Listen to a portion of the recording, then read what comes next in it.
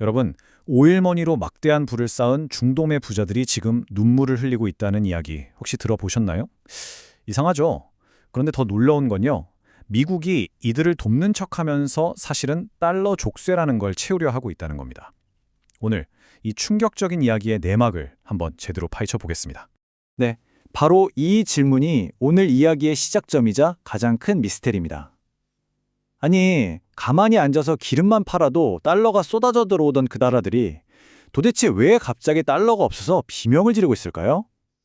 이 기막힌 역설, 지금부터 그 조각들을 하나씩 맞춰보겠습니다. 중동이 겪고 있는 이 달러 가뭄, 이게 그냥 한 가지 이유 때문이 아니에요. 마치 완벽한 폭풍, 퍼펙트 스톰처럼 세 가지 거대한 위협이 한꺼번에 덮친 결과거든요. 자, 그럼 그게 뭔지 한번 자세히 들여다보죠. 첫째는 돈 들어오는 길이 막혔습니다. 바로 호르무즈 해협 봉쇄.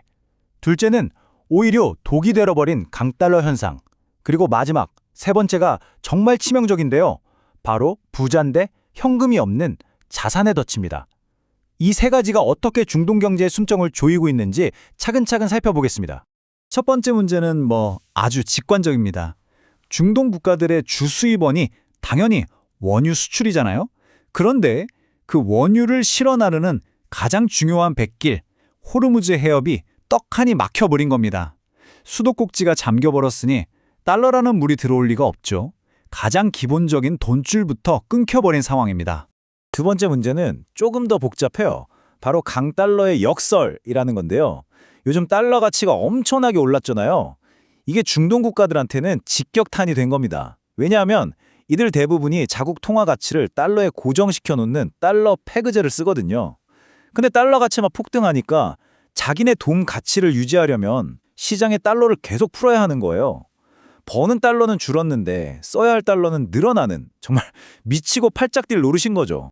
그런데 진짜 심각한 문제는 바로 이 세 번째, 자산의 덫입니다.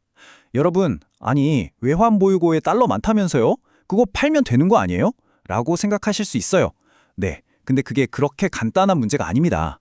왜냐하면 그들이 가진 외환 보유고는 달러 지폐가 아니라 대부분이 미국 국채라는 서류 뭉치거든요. 이게 왜 문제일까요? 자, 이 그림을 한번 보세요. 문제가 바로 보이죠? 금고의 대부분이 현금이 아니라 미국 국채로 채워져 있습니다. 근데 채권이라는 건 금리랑 반대로 움직여요. 지금처럼 미국 금리가 높다는 건 과거에 샀던 낮은 금리의 채권 가격은 폭락했다는 뜻입니다. 지금 이걸 팔면요, 원금도 못 건지는 어마어마한 손해를 봐야 해요. 말 그대로 수백조 자산가인데 당장 쓸 현금이 없는 현금 없는 부자 신세가 된 겁니다. 바로 이렇게 중동 국가들이 절체절명의 위기에 빠진 순간 구세주처럼 미국이 딱 나타납니다. 아주 관대해 보이는 구조교획이란 걸 들고서 말이죠. 근데 과연 이게 순수한 도움의 손길일까요? 미국이 내민 카드가 바로 통화 스와프라는 겁니다.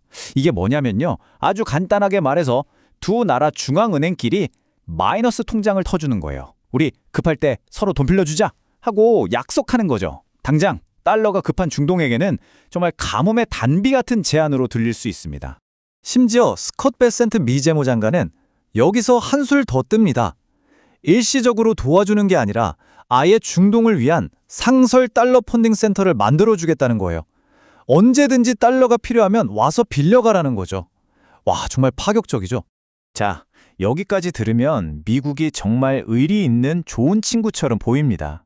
동맹국이 어렵다니까 발벗고 나서는구나 싶죠. 하지만 정말 그럴까요? 여러분도 아시잖아요. 국제관계에서 공짜 점심이란 건 절대 없는 법입니다. 이제부터가 진짜 본론입니다. 이 통화스와프 제안 뒤에 숨겨진 미국의 진짜 속셈. 그건 바로 중동을 달러라는 황금 감옥 안에 영원히 가둬두려는 거대한 전략입니다. 네, 이 문장, 이게 바로 핵심을 꿰뚫는 말입니다. 이건 단순한 경제 원조가 아니에요. 중동이 앞으로 절대로 달러 시스템에서 벗어날 수 없도록 꽁꽁 묶어두려는 아주 정교하게 설계된 하나의 덫이라고 볼 수 있는 거죠.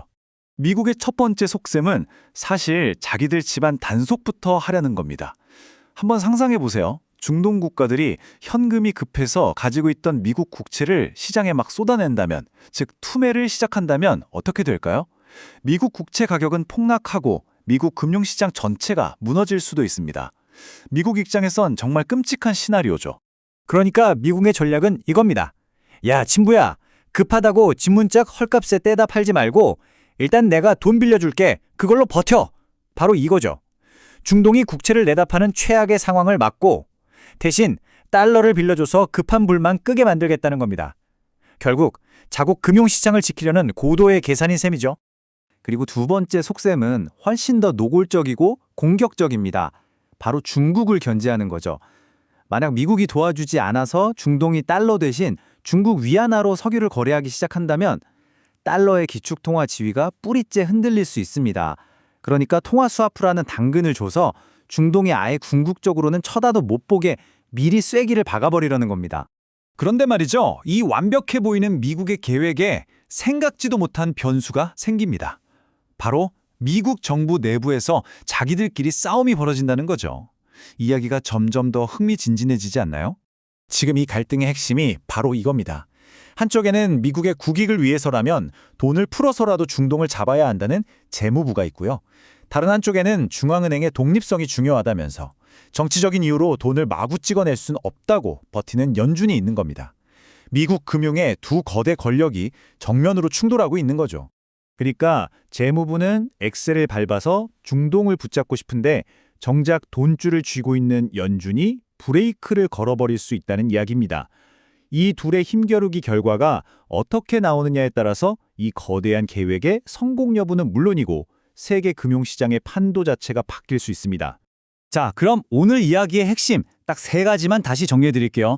첫째, 중동은 지금 자산은 많지만 당장 쓸 돈이 없는 현금 없는 부자 상태다. 둘째, 미국의 통화 수업 제한은 단순한 도움이 아니라 중동을 달러 시스템에 묶어두려는 강력한 밧줄이다. 그리고 마지막 셋째, 이 모든 계획의 성패는 결국 미국 재무부와 연준, 이 둘의 파워게임에 달려있다. 이 3가지는 꼭 기억해 주세요. 마지막으로 이 질문을 던지면서 마무리하겠습니다. 미국이 채우려는 이 달러 족쇄는 과연 위기에 빠진 중동을 구하는 구원의 동아줄이 될까요? 아니면 그들을 영원히 벗어날 수 없는 황금 감옥에 가두는 올가미가 될까요? 이 거대한 금융전쟁의 끝에 누가 웃게 될지 앞으로 계속해서 지켜봐야 할 것 같습니다.